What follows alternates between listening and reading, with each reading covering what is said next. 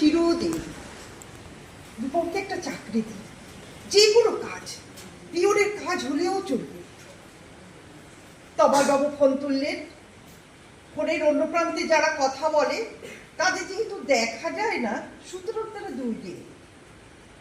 তমালবাবু মামাকে বললেন, রূপমকে একটা চাকরি দরকার, রূপমের একটা চাকরি দরকার।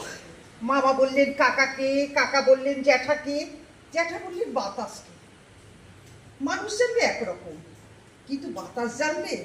প্রথমেই সে ছুটে যাবে দক্ষিণে, সে বলবে দক্ষিণের অরণ্যকে, অরণ্য বলবে আগুনকে, আগুন ছুটলো নদীকে বলার জন্য। নদী এসে আছড়ে পড়লো উপকূলে, আর সমুদ্র হিম। কয়েক মাস পরের ঘটনা। আমি ফিরছিলাম সন্ধ্যেবেলায়, গলির মোড়ে 7-8 জনের জটলা দেখে থমকে দাঁড়ালাম। জল থেকে সদ্য তুলে আনা রূপমের ডেড বডি, সারা গায়ে ঘাস খড়কুটো, হাতের মুঠোয় ধরে আছে একটা 1 টাকার কয়েন।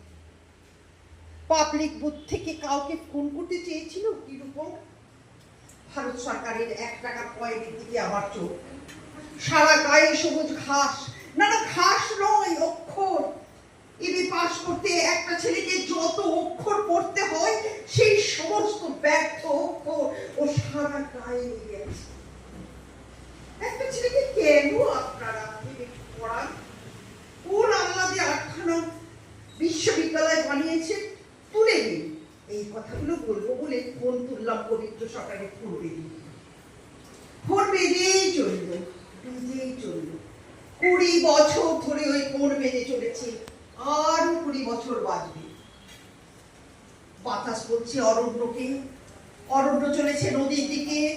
নদী উপকূল থেকে আছড়ে পড়ে বলল, রূপমকে একটা চাকরি দিন। এরকম রূপম আচার্য, বয়স 26, এমএ পাস, বাঁ দিকের গালে একটা কাটা দাগ আছে।